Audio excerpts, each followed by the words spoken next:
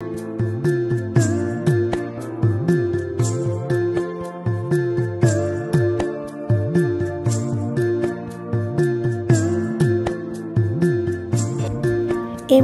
আসার পর লাস্ট কবে যে হ্রদ দেখেছিলাম তার কোনো ঠিক ঠিকানা নেই বা মনেও পড়ছে না। তবে মনে হয় না যে হ্রদ দেখেছিলাম আমেরিকায় আসার পর। তবে আজকে চলে আসছি হ্রদ দেখতে নিউ ইয়র্কে। এখন যেহেতু নিউ ইয়র্কেই থাকা হয়, কম বেশি বাঙালি পূজাগুলোতে যাওয়া হয়। রথ টানার কথা ছিল একটায়, এখন প্রায় 1:30টার মতো বাজে। ভোগারতি শুরু করে ঠাকুরকে আরতি দেওয়া হচ্ছে। ভোগারতি শেষ করা হয়েই ঠাকুরকে রথে তোলা হবে। আষাঢ় মাসে শুক্লপক্ষে এই রথের অনুষ্ঠানটা হয়ে থাকে। আর তাছাড়া আজকে জগন্নাথ দেব যাবে তার মাসির বাড়িতে 7 দিনের জন্য বেড়াতে। বাংলাদেশ থেকে জগন্নাথ দেব এক মন্দির থেকে আরেক মন্দিরে যায় বেড়াতে থাকার জন্য। তবে এখানে যেহেতু এইসব কোনো সুযোগ সুবিধা নেই, তবুও চেষ্টা করা হচ্ছে ঠাকুরকে 3-4 ব্লক ঘুরিয়ে রথে করে ঘুরিয়ে নিয়ে আসা হবে আবার সেই একই মন্দিরে। আজকে যেখানে চলে আসছি এটা কোনো মন্দির না, এটা একজনের বাসার পিছনের ব্যাকইয়ার্ডের ছোট জায়গায় আজকের পূজাটা হচ্ছে। তাছাড়া এখানে আসার পরপরই দেওয়া হয়েছিল কাঁচা আমের শরবত। এত গরমের মধ্যে শরবতটা বেশ ভালো লাগছিল। আজকে 28 থেকে 29 ডিগ্রি টেম্পারেচারে মনে হচ্ছিল শরীর পুরো জ্বলে যাচ্ছে। আরতি শেষ করার পরে এবার জগন্নাথ দেবকে রথে তোলা হচ্ছে। এত মানুষের ভিড়ে জায়গাও করা যাচ্ছিল না জগন্নাথকে কোন দিকে বের করা হবে। এই যে একজন মাথায় কুলো নিয়ে সব কিছু রেডি করে এখন চলে যাচ্ছে রথের দিকে। বিদেশের বাড়িতে কিভাবে জগন্নাথ দেবের পূজা হয়, কিভাবে রথযাত্রাটা সম্পন্ন হয়, সেটাই আপনাদের সাথে দেখানোর চেষ্টা করছি।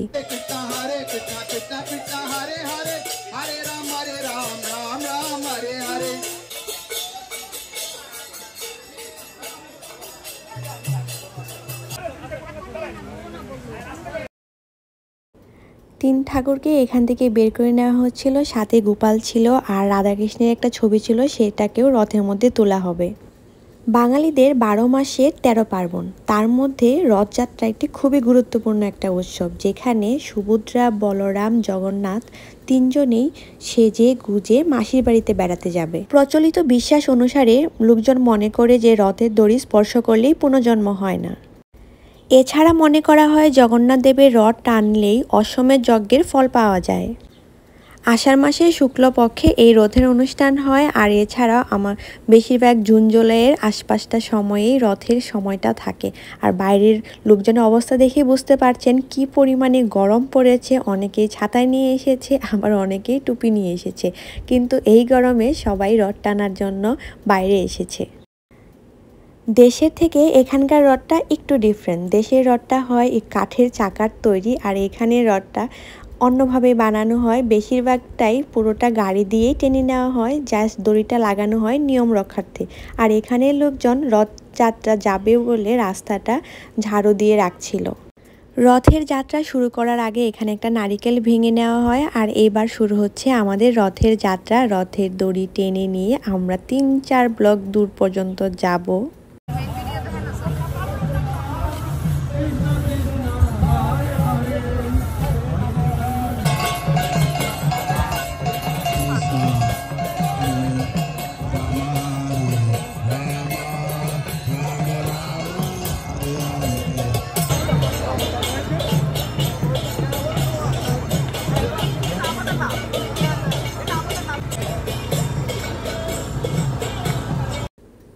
এক তো গরম, তার উপর পিচের রাস্তার উপর দিয়ে হাঁটাহাঁটি করছে, অনেকের শরীর খারাপ করছিল। আর তাছাড়া এই গরমের মধ্যেও এখানে অনেক বেশি পানি বিতরণ করা হচ্ছিল। আর এখানের যে রাস্তাগুলোতে পুলিশ এসে রাস্তার কিছুটা অংশ ব্লক করে রেখেছিল, যেদিকে রথটা যাবে সেদিকে গাড়ি চলাচল করছিল না। অনেক বেশি গরম হওয়ার কারণে বোতলের জল বের করে সবার মাথার উপর ছিটাচ্ছিল, মনে হচ্ছিল অনেকটা বৃষ্টির মতো। কিন্তু কত আর বোতলের জল দিবে, এত গরমের মধ্যে বোতলের জল কোনো কাজই করছিল না। তবুও আমরা এখান থেকে মনে হয় 6-7টা ব্লক হেঁটে গিয়েছিলাম। কৃষ্ণ কৃষ্ণ কৃষ্ণ হরে হরে হরে রাম রাম রাম হরে হরে। গাড়িতে করে অনেকগুলো জল নিয়ে আসার পরেও জল শর্ট পড়ে। তারপর রাস্তার পাশে অনেকে জল নিয়ে দাঁড়িয়েছিল ভক্তদেরকে জল দেওয়ার জন্য। মোটামুটি ১ ঘন্টার উপরে রাস্তা ধরে হাঁটার পরেও মনে হচ্ছিল যে রাস্তা শেষ হচ্ছে না। আর এই যে এখানে অনেকেই প্লেট মাথার উপর দিয়ে রেখেছিল যেন রোদ না লাগে। আর এই যে মানুষের কতটা ভিড়। আজকে নিউ ইয়র্কের অনেক মন্দিরে একসাথে রথযাত্রা হচ্ছে। জামাইকাতে বিকেলে হবে, আবার জ্যাকসনেটে অন্য একটা সময় হবে। আর আজকে এই রথটাই সব থেকে আগে ছিল, 1টা বাজে শুরু হওয়ার কথা ছিল। রথ বেরোতে বেরোতে 2টা বেজে যায়। আর এখানে অনেকগুলো ব্লক ধরে হাঁটছিল, তাই একটু সময়ও লাগছে অনেক বেশি।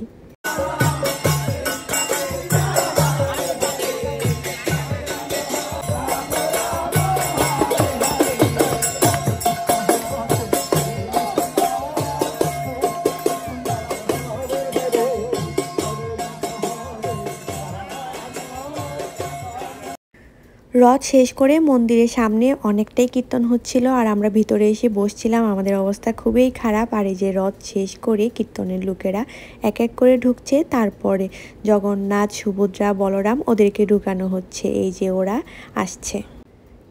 আজকে কিন্তু সারাদিন এত গরম ছিল না। রথ বের করার সাথে সাথেই এত বেশি রোদ উঠেছে আর এত বেশি গরম পড়েছে, মানে কোনোটাই বলা যাচ্ছে না।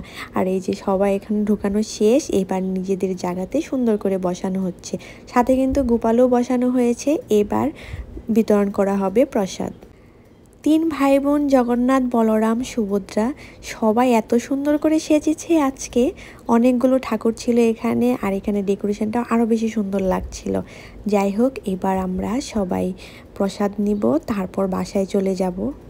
প্রসাদ যেখানে বিতরণ করা হচ্ছিল সেখানে বসার অনেক জায়গা ছিল, কিন্তু আমরা বসার জায়গা পাই নাই। শুধু এই যে এই পাশটাতেই বসার একটু জায়গা ছিল, এখানে দাঁড়িয়ে অপেক্ষা করছিলাম প্রসাদ কখন দিবে।